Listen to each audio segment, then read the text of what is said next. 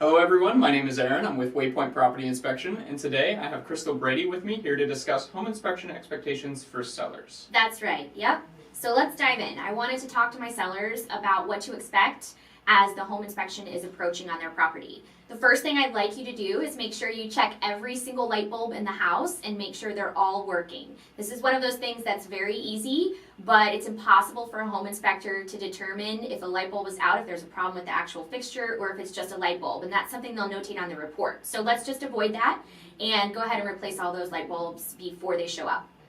The next item I would say is addressing small repairs that you may be aware of that you were thinking about doing anyway. An example of that might be caulking around your backsplash in the kitchen. That's something that's a minor item, but it will be called out on a home inspection report, so why not just take care of it now? If there's other things you're not sure if you should or shouldn't do before the inspection, go ahead and reach out to me and we'll talk about it.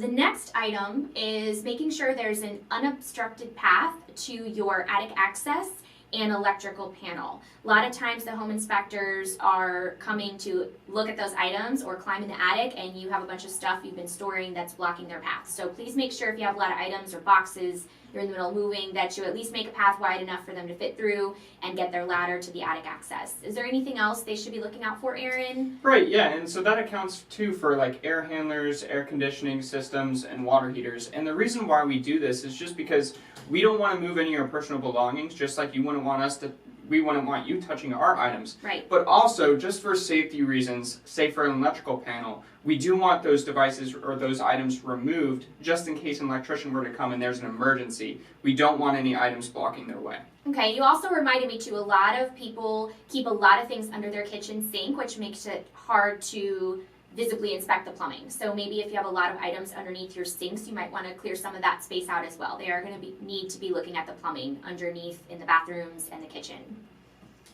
The next point I'd like to discuss is what you should do on the day of the inspection. So you need to vacate the home and treat it like a showing.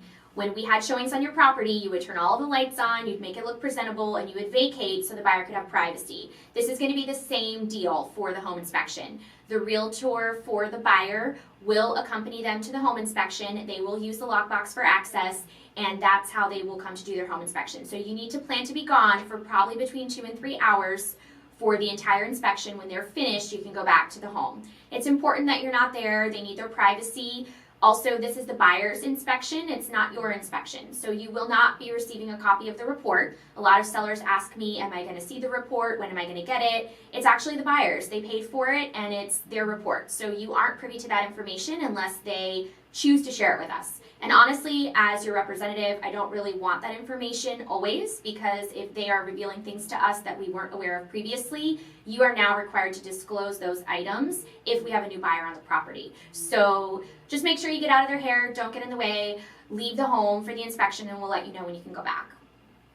Another topic I wanted to cover is if you have any documentation that might be relevant that the home inspector might be interested in seeing, leaving that behind maybe on the kitchen counter. So you might be able to give us some insight on this one. I usually think things are useful, like if they've just installed new systems, we have information on permitting or the roof. Is there anything you can think of you might be interested in as a home inspector to see? Yeah, I would say just any documentation at all, leave it out and available for the home inspector. The home inspector is going to be able to sort through those documents to tell what they may need or what they may not need.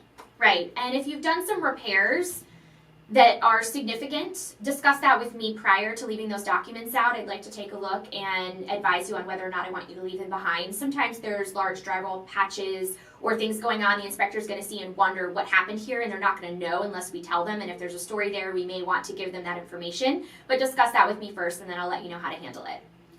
I think the last point I really wanted to go over also was making sure that you're ready, that they're going to attest your dishwasher and probably the washer and dryer if it conveys with the sale. Sometimes people have all their clothes in there or clean dishes, and now the inspector's wanting to run the dishwasher. So just keep that in mind. They're going to be testing your appliances, all of your appliances, the oven as well. If you store things inside the oven, you may want to get them out of there. And just know they're going to be checking all of the appliances and be ready for that. Yeah, awesome. Well, thank you so much. I think we hit every point. So I think so too. Thank you. Awesome. Thanks.